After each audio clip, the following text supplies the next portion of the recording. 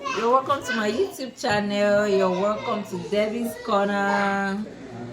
And with me here is my big sister. Hi, Mrs. Jato. Mrs. Jato. Just She's call me Love It. Love It. Okay, sister, love it. Love It. What is Sister Love It? Hey, Love It. Yes, I'm Love It.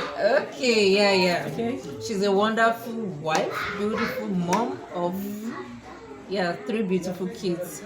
So she's going to be enlightening us on raising kids in the 21st century. You know, in those days, the way they raised us was quite different. These days, you can't yell at children outside. You know, you won't get away with it. So there's a lot of differences. So she's going to be enlightening us. You know, she's an educationist. Yeah, did I say that? She's an educationist for at least about 10 years now. Yeah, if I'm not mistaken. So she has a lot of experience. So she's going to be putting us through on how to go about it. You know, some of us are struggling and, you know, we can't seem to get away. Some people are even lost in the process of, you know, raising kids. So she's going to give us an easy way out of how to go about it. Stay tuned, guys. Okay, let's move right into the video. So, sister, love it. Why are you calling me sister? Love It. Auntie Love It. Grandma Love It. Please, Okay. call me Love It. Okay. So let's start from somewhere. Okay, yeah. How do you think that we can raise kids? You know, some mothers, we hear them from their houses yelling at their kids. You know, some of my neighbors have like 3 children, 2 kids. You know, you be hearing them yell at them. Do you think that's the way to go about it? Do you think there are other ways, you know, to go about it that the children will be? Okay, so you know, talking about parenting, really, even if I'll be talking from experience in the sense that, of course, my kids are still little, they are still small, but then talking from my own experience and, you know, now having kids, my first one is just 7 going to 8, Zoe, and then the twins, they are 5 years old. So talking from experience, you know, when we were young, let me tell you, we are in the 21st century, and whether you like it or not, these children are a total breed. They are a total breed now.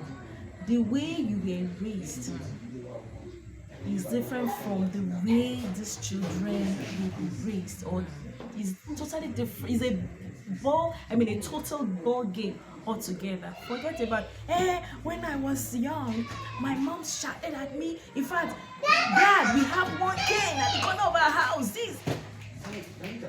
Let me tell you something. Let's all be truthful to ourselves. While you were young, if your mom wants to scold you and your mom shouts at you, how do you feel? No, be truthful. How do you feel? Yes, last, everybody will be alright. You understand? Things went on, and well, honestly, some of us as we were growing, these really had a negative effect on us. Do you understand? Some of our parents, they Killed did some well. people's self-esteem. Yes, it brought down their self-esteem.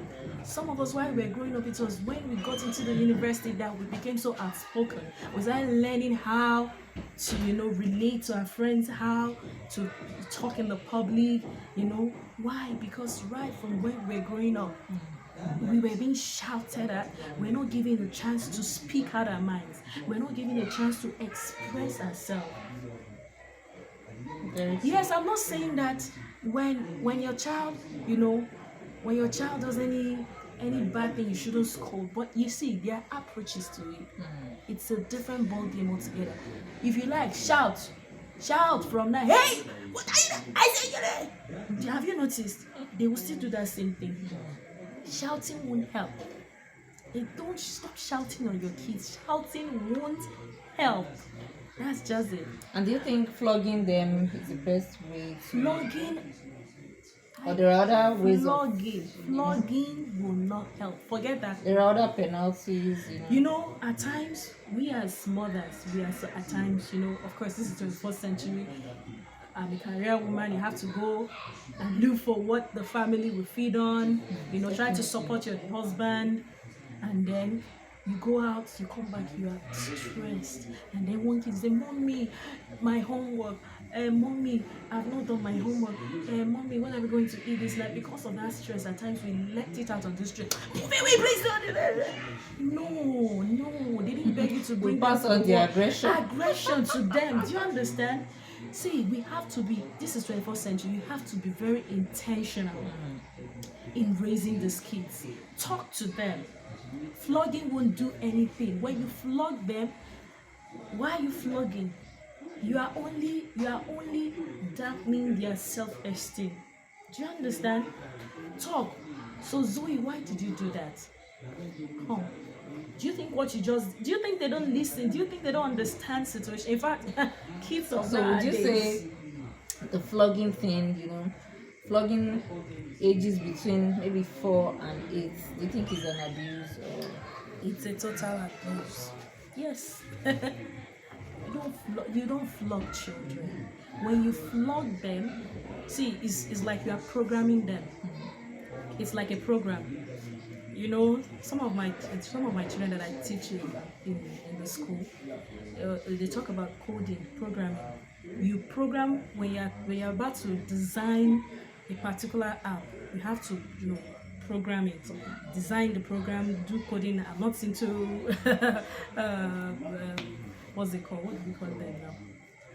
What do we call those people that design games? Graphic. Okay. Do we call them graphics? Website.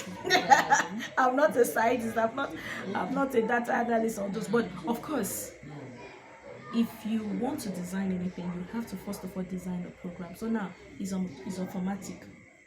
You give it a command, so that the outcome will produce what you want. So now this is how it works. If a child has misbehaved, how do you discipline? Has misbehaved, and you flog. Let me even talk about it first. And you flog. Let me tell you, the truth is that the child will still go back to do that same thing. You are not instilling any discipline. You are not teaching that child anything. What you are saying is that in order for you not to do that thing, you have to be. When you misbehave, I'll flog you. Do you understand? And the child will not be able to reason in such a way that, okay, what are the things I should be able to do in order not to misbehave? But these children, and the child might just conclude that you're being mean. Exactly. As a parent, let them know the reason why they have hurt. Talk. Have a pet talk. Even if, at times beating or flogging have different approaches, and it depends on how you do it. Before you flog, my child, now it's not as if I don't flog you. Forget, at times I flog. But see, let me tell you, this is how I do it, because they are still children. But see, by the time a child start getting to 12, 13, you don't need to flog again, because they are becoming self-aware of themselves. When you flog them, it will seriously affect them. But as a child, they might still not understand some certain things. So this is what I do. My children, okay, they are between the ages of 4, 5. I say, if you do that thing again, I will spank you. And then maybe they did it again. I'll pick up the kid. So, and before I will beat, I don't just beat immediately. Okay, so Zion, do you know why I want to beat you? It's because I warned you the other time. And you know that if you touch that thing, it might break. And if it breaks, what will happen?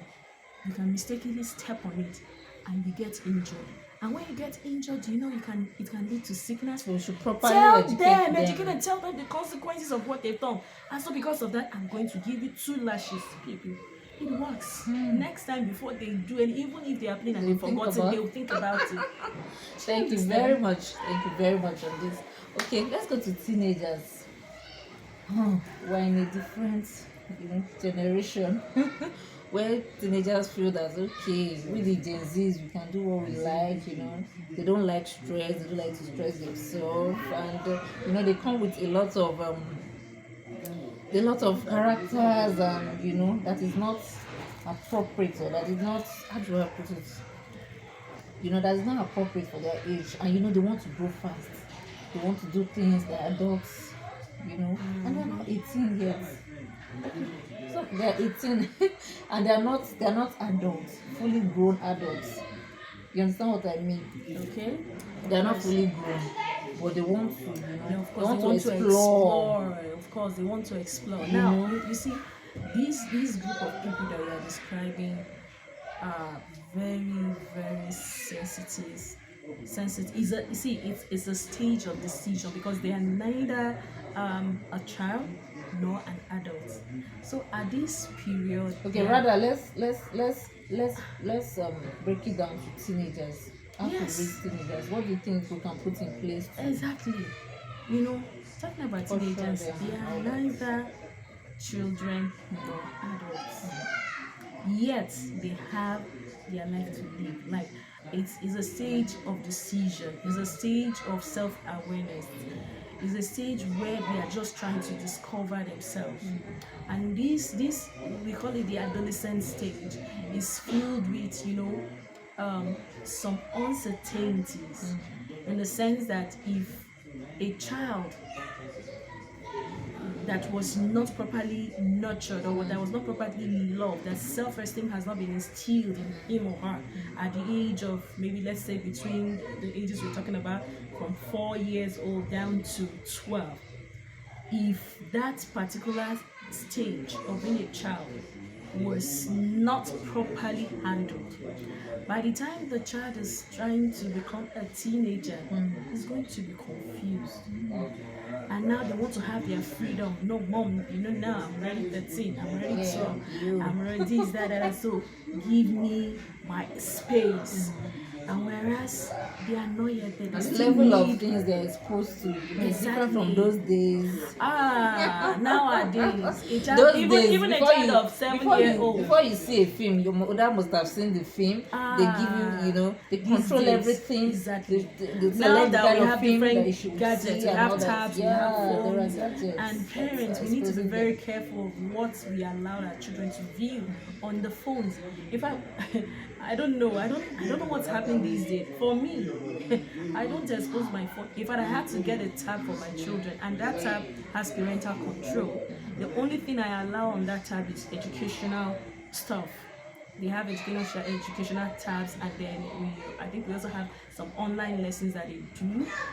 So I regulate it. I make sure, but nowadays some parents, they just leave their children with the gadgets, and they do all manners. This is really destroying some of these kids. I teach in a school, and I get to hear things. In fact, there was a case we had to handle. It was so